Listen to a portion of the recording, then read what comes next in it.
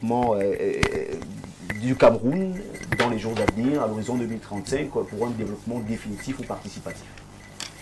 Donc, je ne vais peut-être pas aborder le sujet sous votre angle, mais nous dirons la même chose.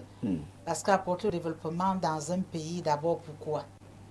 De quelle manière devons-nous aborder, n'est-ce pas, la notion de développement dans nos pays, qui sont des pays à revenus intermédiaires? Quelles sont d'abord les causes qui mènent le pays dans ce type de tourbillon? Bon, on va dire que nous sommes dans des pays endettés. Alors, c'est quoi d'abord la dette? Et quelles sont les causes de l'endettement, n'est-ce pas, de notre pays? Quand on dit que quelqu'un est endetté, c'est le fait d'avoir des problèmes de trésorerie et d'être, n'est-ce pas, débiteur. C'est-à-dire que vous devez de l'argent à des tiers. Bon, à qui le Cameroun doit de l'argent? Le Cameroun doit de l'argent aux institutions financières internationales et le Cameroun doit de l'argent en lui-même parce qu'il y a aussi la dette intérieure. Il faut pouvoir le souligner. Alors maintenant, cette dette-là, comment est-ce que la diaspora peut venir en aide, n'est-ce pas, à la dette? Quels sont d'abord les symptômes de cette dette? Qu'est-ce qui nous fait croire que le Cameroun est endetté? Le Cameroun est endetté dans la mesure où nous réalisons que chez nous, au Cameroun, nous sommes dépendants des matières premières. Chez nous... C'est pas le même thème. C'est ça. Allons-y, oui. Allons-y. Nous sommes dépendants des matières premières. Nous avons beaucoup de peine, n'est-ce pas, à mobiliser des ressources intérieures. Nous avons au Cameroun des dépenses que nous opérons dans des lieux non productifs, tels que le financement des guerres. Je vais prendre Boko Haram, par exemple. Je vais prendre le Nozo. Et au Cameroun, comme tous les pays, n'est-ce pas, du Sud, nous avons des problèmes, n'est-ce pas, structurels qui sont dus au fait que le monde aujourd'hui connaît sa 4e, voire sa 5e révolution industrielle et l'Afrique reste quelque part un peu absente.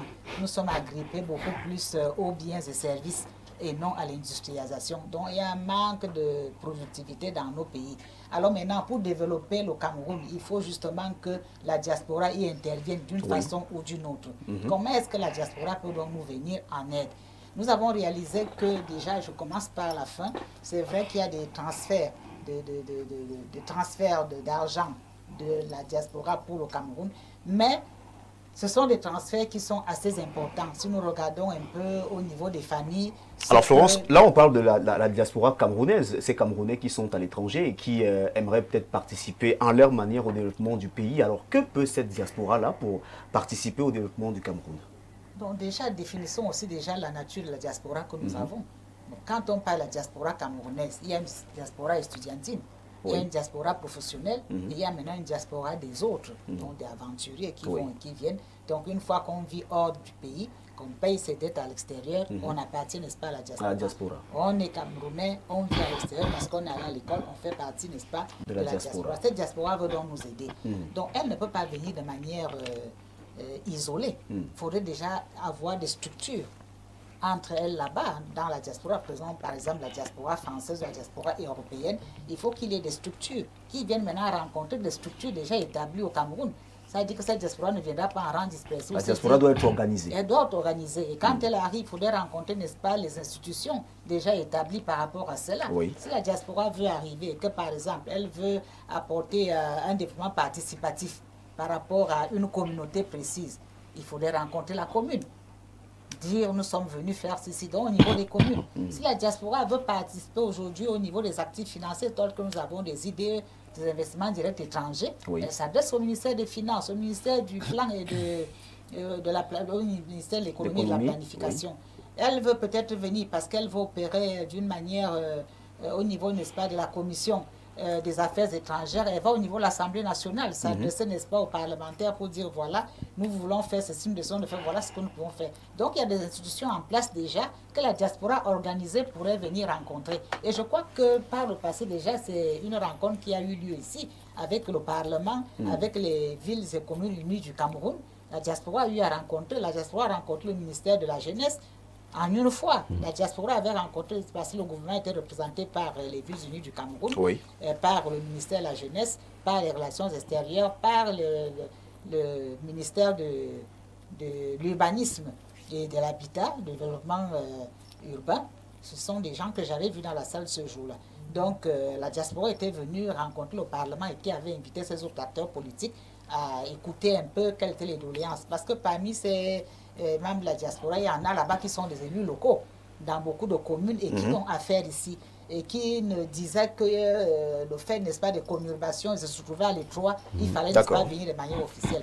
Donc la diaspora peut, en sa qualité de fils du pays, décider de revenir ici au travers, n'est-ce pas, de tous ces maillons que j'ai cités, apporter de leur manière, à leur manière, n'est-ce pas, une édification du pays. Donc, d'après vous, la diaspora a son mot à dire? La diaspora a son mot à dire. Ce ne sont que des enfants du Cameroun qui vivent à l'étranger. Le fait d'être à l'étranger ne fait plus de vous un non-camerounais. Vous êtes camerounais et vous avez votre mot à dire dans le cadre du développement. Alors, François Mboké, nous voyons cette diaspora-là qui, de temps en temps, veut revenir pour apporter une pierre à la construction de l'édifice.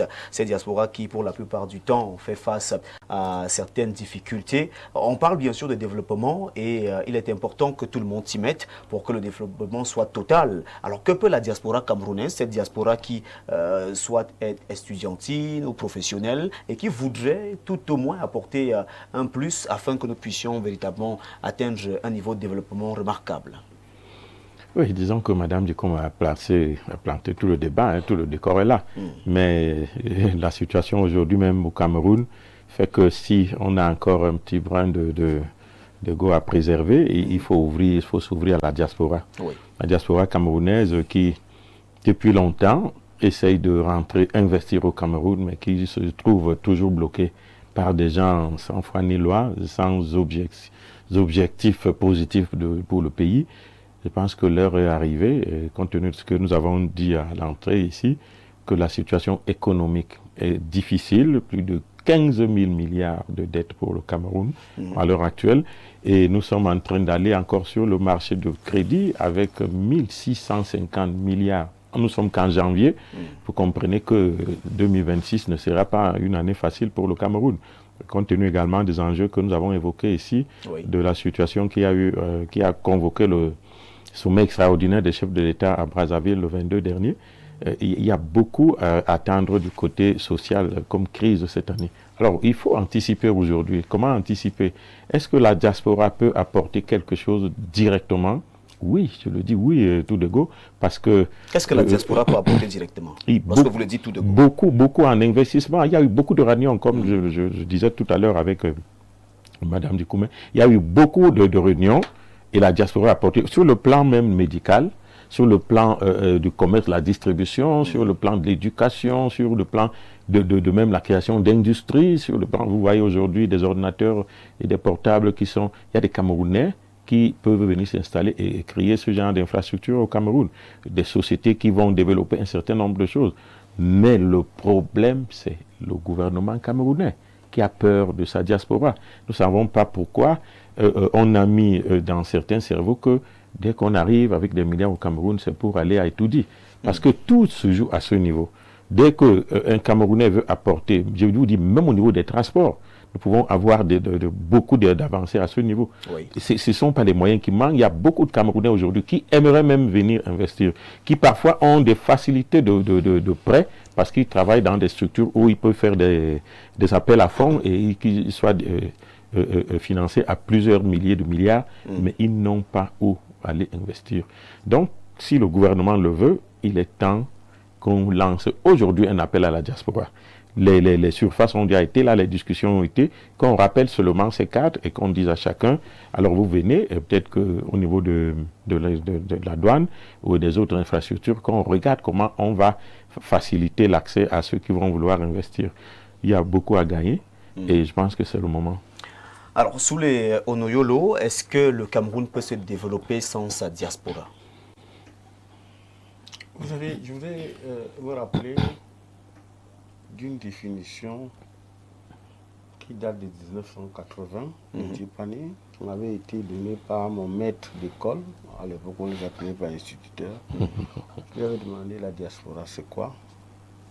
Il m'a dit que de naissance, la diaspora convenait, n'est-ce pas, aux juifs dans la misère. Ça qu'on parlait la diaspora juive. Hein? C'est-à-dire les juifs là qui étaient dispersés dans le monde entier. Oui. Et ces juifs là avaient, n'est-ce pas, un domaine de définition retour à Jérusalem. Après, le mot a connu des transhumances. On commence à parler de diaspora à gauche, à droite. Et chez nous, au Cameroun, la diaspora camerounaise est constituée des Camerounais d'origine ou de nationalité, c'est-à-dire qui vivent à l'extérieur de leur terre natale, ou alors de naissance de leurs parents. Je voudrais qu'on soit clair. C'est-à-dire que soit vous vivez, vous êtes Camerounais à l'extérieur, ou alors vous êtes Camerounais de par, n'est-ce pas, la terre de naissance de vos parents. Maintenant, la diaspora camerounaise, la première chose, il faut qu'elle soit acceptée. Il faut qu'elle soit reconnue. Acceptée et reconnue par qui? Acceptée et reconnue, ce qui appelle, n'est-ce pas, l'intégration de cette diaspora sur le plan constitutionnel, qu'on sache que la diaspora camerounaise existe. Et accepter forcément la plurinationalité. Aujourd'hui, le Cameroun est encore un débat de bas étage sur la binationalité.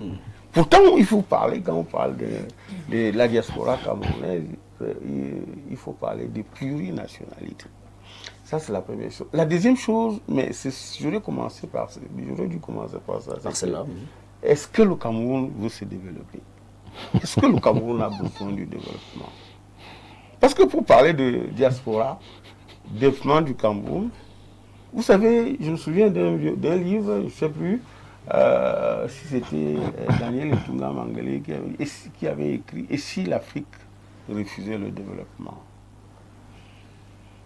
Donc, pour parler d'un sujet assez complexe et intéressant comme celui de diaspora et développement, il faut être d'abord d'accord que le Cameroun a besoin du développement. Je disais à l'entrée qu'un pays où tout le monde est presque sous la coupole d'un monsieur de 93 ans qui dirige le pays depuis 43 ans, où tous les ministres, quand il prend la parole, ici ne cite pas 5-10 fois le président de la République, tout cela est galvaudé.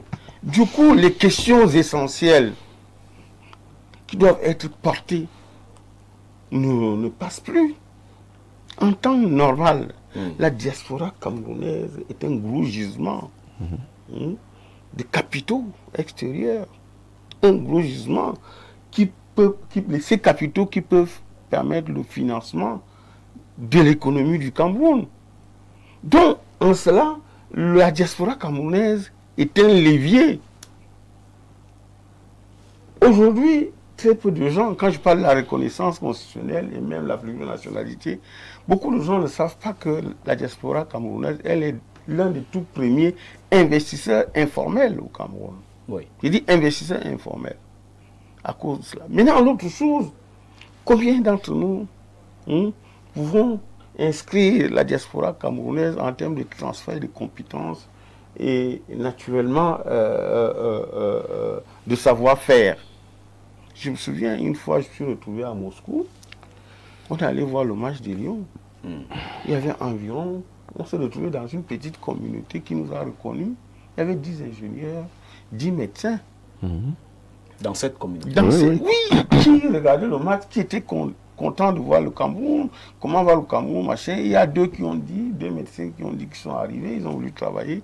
On leur a proposé un salaire de 200 000, ils sont repartis. Donc, sur le plan de la santé, par exemple, ces médecins, ici, avec leur savoir-faire, peuvent diminuer le taux des Camerounais qui vont se soigner à l'étranger. Et est-ce que vous savez aujourd'hui que les gens vont se soigner en Tunisie, au Sénégal et tout. Ça là, la diaspora camerounaise, avec son savoir-faire et ses compétences, peut le faire à l'étranger. Il suffit de créer, n'est-ce pas, des infrastructures sanitaires assez importantes. Parfois, lorsqu'ils arrivent là-bas, ils trouvent des Camerounais qui sont des médecins qui s'occupent même d'eux. Voilà. Donc, il y a la question de compétences, mais les premières choses, c'est la question de reconnaissance. Il faut intégrer la diaspora camerounaise comme, n'est-ce pas, c'est-à-dire que, je ne sais pas comment on peut dire ça, c'est-à-dire que des personnes qui participent à la gouvernance d'un pays. Et pour cela... Ils doivent avoir un statut à part. Et pour cela, il faut un ministère de la diaspora. Pourquoi pas? Où les uns et les autres savent que c'est... Ça permet de canaliser, de savoir combien d'ingénieurs nous avons à l'extérieur, Faussement. combien de médecins nous avons à l'extérieur. Ça permet de canaliser la ressource. Si la diaspora camerounaise est acceptée, si ce genre de statut lui est accordé, vous comprenez qu'on va lire de manière saine son évolution et sa participation dans l'investissement. Parce qu'il y a ce qu'on appelle, et puis les uns et les autres ont évoqué, les investissements de la diaspora. C'est quelque chose d'extraordinaire. Dans le transfert, il y a des milliards et des milliards qui sont transférés, n'est-ce pas, par la diaspora camerounaise au Cameroun. Mais sauf qu'à un moment donné, on a le sentiment que ces investissements directs retournent à l'extérieur en matière de consommation. Pourtant, il devait permettre de produire. On n'a pas de tissus de production, on n'a rien. Nous sommes un pays qui est résolument tourné vers les importations, on importe tout. Imaginez-vous que certains intérêts directs de la diaspora arrivent, on crée des machines à produire l'huile, on crée, n'est-ce pas, le riz et poissons, nous n'allons plus retourner l'argent que la diaspora envoie aux familles pour importer le riz, pour importer de l'huile, pour importer même les vestes. On peut créer des structures qui sont capables, n'est-ce pas, d'être imbattables en matière d'habillement, en matière de... Donc il y a tellement de choses, TVB, qu'on peut faire, n'est-ce pas, avec la diaspora camerounaise. N'est-ce pas? Mais cette diaspora, comme je le dis, la première chose que l'État du Cameroun doit faire, c'est que l'État du Cameroun, sur le plan constitutionnel, doit premièrement la reconnaître, l'accepter. Et sur le plan constitutionnel, il faut, n'est-ce pas, tordre le cou à cette histoire de nationalité, machin. Il faut que le Cameroun accepte la plurinationalité. C'est des choses-là qui constituent un verrou. Si ce verrou est complètement démantelé, vous allez voir, parce qu'il y a des gens... Est-ce que vous savez, je suis par là, que ces gens qui viennent de l'extérieur, parfois, ils ont des obstacles et des difficultés qui les empêchent même de venir contrôler les investissements qu'ils font au pays. Et du coup, parce qu'ils n'ont plus la nationalité. Parfois, l'argent qu'ils envoient, puisqu'il y a des méchants, il y a des gens qui vendagent cet argent, sachant que ces gars-là, ou alors ces Camerounais-là ne peuvent pas venir contrôler leur investissement. C'est-à-dire, il envoie un argent pour la construction d'une maison, on filme une autre maison qui est en construction. Heureusement que vous avez des cas comme ça, sont légion. Il envoie des véhicules, peut-être pour faire X ou Y, mais on retrouve ces véhicules-là qui sont soit vendus, soit. Et chaque fois, pays, il dit, bon, voilà les photos qu'on m'avait envoyées il y a là 2 ans, je veux maintenant voir la maison en question. Et puis la maison n'existe pas. Voilà. Alain Douk, nous parlons bien sûr de cette diaspora camerounaise qui a la volonté d'accompagner le développement du Cameroun, la volonté de venir au Cameroun pour participer à ce développement. Mais on se pose encore la question ce matin, que peut vraiment cette diaspora camerounaise? Parlons bien sûr du développement de ce pays. Je pense que je l'ai dit, c'était dans l'émission d'hier, que lorsqu'on parle de développement, il faut une vision, une idéologie, une philosophie du développement. Oui. Alors, dans cette idéologie autour du développement du pays, il faut que dans sa conception, on soit fixé que la diaspora est un facteur, soit de l'équation, soit de la fonction de ce développement. Il faut que ce soit clairement établi. Parce que le sujet, il n'a pas de sens si dans la fonction en question, dans l'équation, la diaspora n'est pas un facteur. Qu'est-ce qu'on fait donc? On ne va pas pouvoir résoudre le problème avec la diaspora, peut-être avec d'autres facteurs, d'autres constantes qui n'ont rien à voir avec la diaspora. Ça, c'est le premier point. Maintenant, la diaspora, donc, si elle est utilisée comme facteur dans cette équation ou cette fonction du développement qu'on a pensée mûrie et qu'on tient à implémenter. Déjà, plusieurs des aspects de cette prise en compte de la diaspora ont déjà été évoqués, je ne reviens pas dessus, mais qu'est-ce qui va donc se passer dans la fonction en question? Vous allez remarquer que la diaspora, du coup, va communautairement et philanthropiquement, socialement, agir. Elle va commencer à réaliser un certain nombre de projets philanthropiques, réalisation de points d'eau, de bornes de ceci, voilà, de bibliothèques de ci, de médiathèques. Elle sera émulée, va s'investir dans la philanthropie. Ça, c'est un. Maintenant, deuxième niveau, il va se créer, parce que là-bas, il y a un niveau de développement technologique la plupart du temps dans plusieurs des pays de cette dispersion, notamment quand ils sont en Occident. Il y a des expériences, il y a des acquis qu'ils voudront donc partager avec les leurs au pays. Alors, du coup, il faut que le cadre juridique permette l'établissement d'un pont, d'une certaine sécularité, une collaboration entre les entités entrepreneuriales du pays et les entités entrepreneuriales ou des entreprises créées par des Camerounais de la diaspora. De telle sorte qu'on se retrouve dans des cadres collaboratifs, discursifs ou associatifs, de telle sorte qu'on fasse des partages d'expériences pour que ça profite au pays. Voilà ce que les autres font ailleurs. Et cela a du succès là-bas. Comment on fait, frère, pour qu'au niveau du pays, vous profitiez de notre expérience, de ce que nous avons vu là-bas, de l'expertise, des compétences que nous avons de l'autre côté. Ça, c'est dingue. Et ça, vous savez que ça peut se faire si on leur permet, si justement on les utilise comme facteurs dans l'équation ou dans la fonction du développement et de la vision du développement du pays. Autre élément.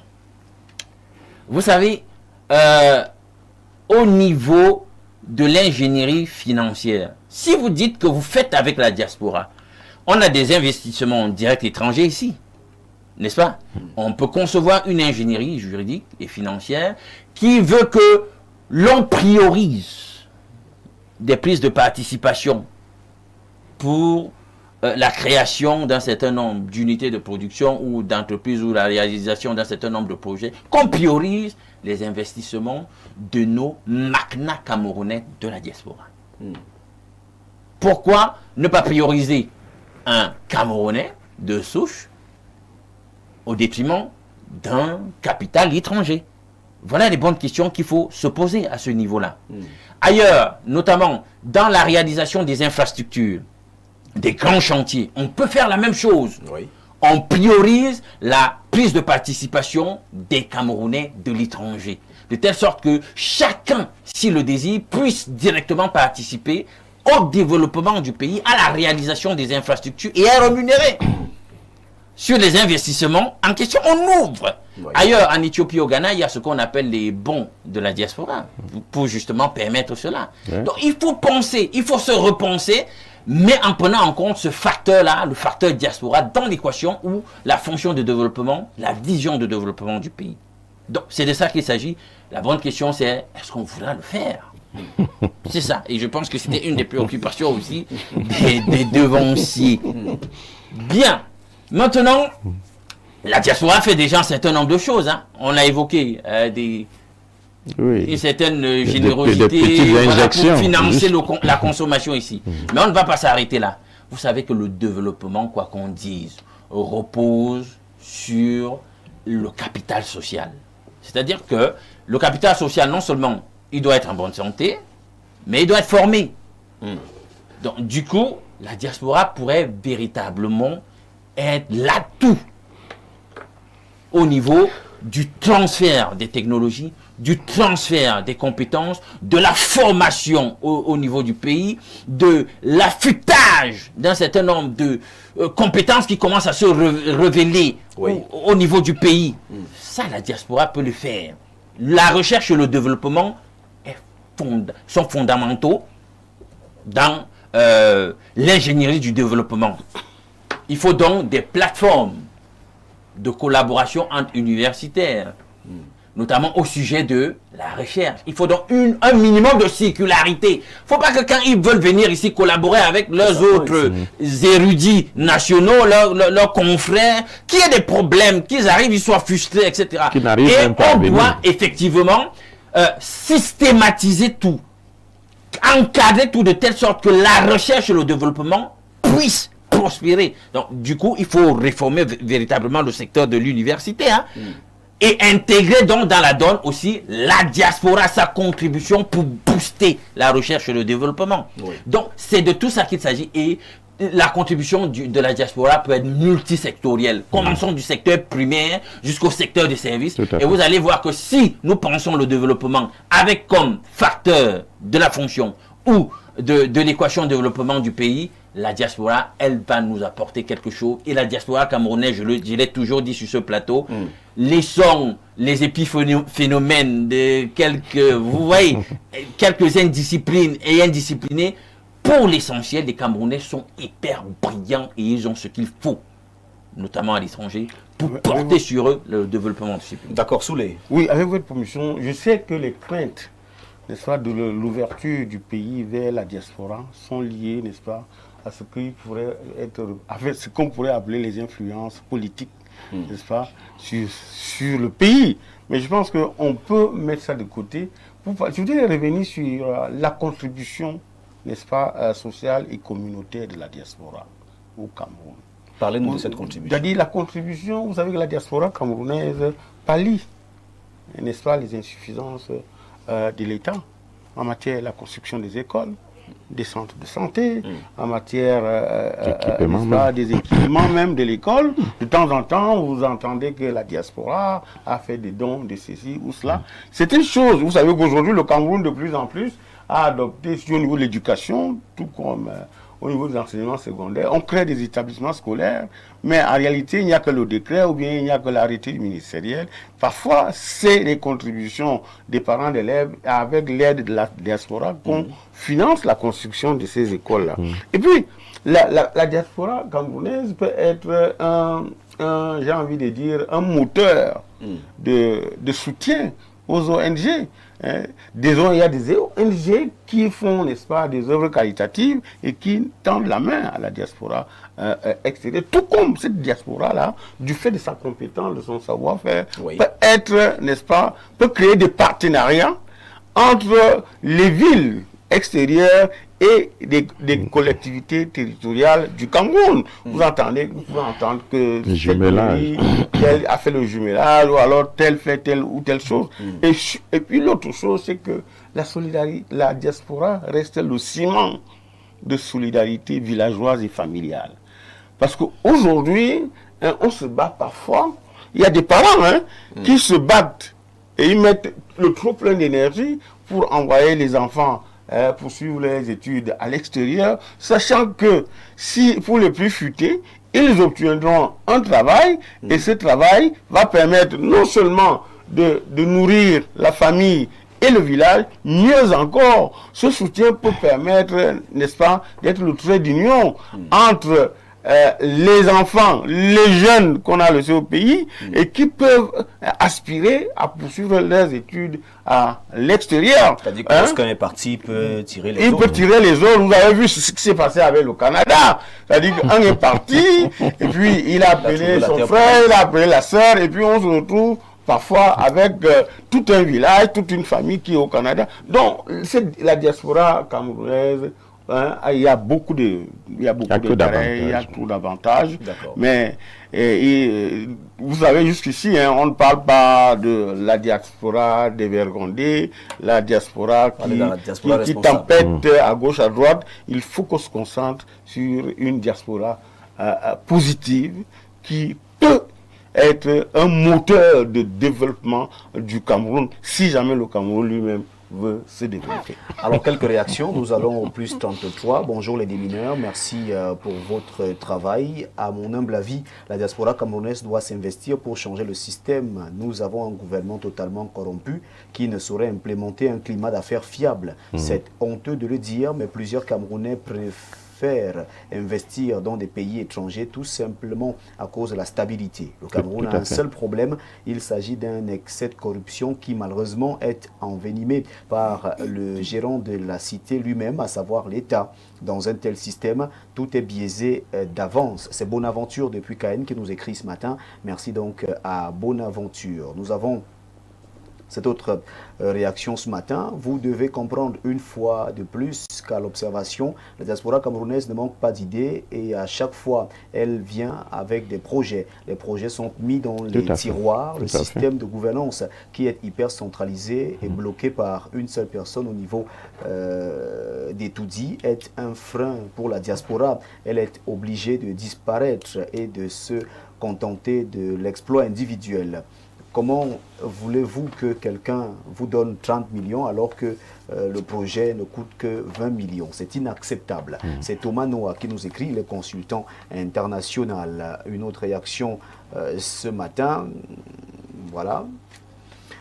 Bonjour le plateau, bon mercredi à tous. Je pense que nous avons été clairs avec le vote dernier. Le fonctionnement du gouvernement actuel ne favorise pas le retour ou l'investissement dans notre propre pays. Comment vais-je penser à investir chez moi lorsque je prends un visa pour m'y rendre? Je vis en Allemagne et beaucoup ici achètent les maisons, font de leur vie ici tout simplement parce que le système en place ne favorise pas. Pourtant, la vie de retraite ici est plus difficile qu'au Cameroun, mais on n'y peut rien. Merci à Info TV de nous permettre de parler et d'exprimer une fois de plus notre opinion vis-à-vis du Cameroun. Nous avons tellement à apporter, mais le système sur place doit créer une hiérarchie pour la réception de leur diaspora. Seulement avec une communication saine et fiable que nous allons travailler ensemble et construire notre beau pays. C'est Bertrand depuis Munich en Allemagne qui nous écrit donc ce matin. Alors Michel Florence Dikoumé, un mot de fin parce que nous sommes arrivés au terme de ce programme. Un mot pour cette diaspora qui nous regarde. Ces jeunes qui veulent se rendre au Cameroun pour investir mais qui rencontrent beaucoup de difficultés. Non, je crois que il y a un raccourci que cette diaspora peut utiliser si en embrassant les pouvoirs publics, il y a trop de barrières, il y a la corruption endémique que nous dénonçons tous. Il vaut mieux le faire dans le social avec des ONG et des associations déjà effectives qui, elles, sont installées, elles ont des documents pour pouvoir fonctionner, même si aujourd'hui, bon, on vérifie au pain fin la provenance des fonds et tout ce qui va avec. Je crois qu'une fois les fonds justifiés, ils pourront aisément mener leurs activités au pays de façon libre. Parce que repartir du côté d'une synergie au niveau de l'université, son développement, déjà que les travaux de nos chercheurs ici ne sont pas valorisés, ce ne sont pas les leurs qui le seront par la suite. C'est très beau ça, mais ce sera compliqué. Je crois qu'il faut des relais en termes d'associations et d'ONG déjà existantes. Alain Douk. Oui. Madame Florence Dikoumé a parlé de l'endettement en début, son premier propos. Vous savez, si on s'endette, c'est pour réaliser quelque chose. Donc même dans la frénésie de l'endettement, on pourrait stopper cette saignée et faire avec la diaspora. Puisqu'on s'endette pour réaliser ceci, on vous demande de faire des prises de participation, on les priorise pour réaliser ça avec leurs fonds. Et il y en a. Ils viennent, ils s'investissent et on peut même calibrer dans l'ingénierie juridique les choses de telle sorte qu'on dise, écoutez les amis, vous devez aimer le pays. Au moment de prendre les dividendes sur le projet que nous aurons réalisé, n'exportez pas à hauteur de ceci, on vous permet de sortir. Voilà, ce genre de choses, et ça va les motiver à continuer à travailler pour le bien du pays. Ils mettent de leur argent, ça produit, et c'est eux-mêmes qui sont là au contrôle, qui ont les dividendes. C'est en fait ça. Il faut que les gens sentent qu'on les implique et qu'on veut d'eux. D'accord. C'est aussi simple que ça. Merci Alain Douk, merci à vous chers panélistes, merci à Michel Florence Dikoumé, merci à Soule Onoyolo, merci à François Mbouké. Prenez cette seconde-là, c'est terminé. Il faut rassurer la diaspora camerounaise. Leur dire que la race, n'est-ce pas, de ceux qui ont des démocrates, qui ont confisqué le pays, va s'éteindre. D'accord. Et que de toute façon, ceux qui se braquent contre l'épanouissement de la diaspora camerounaise, à un moment donné, il y aura une sélection naturelle. Mesdames, qui va faire que on doit empêcher le système de se pérenniser.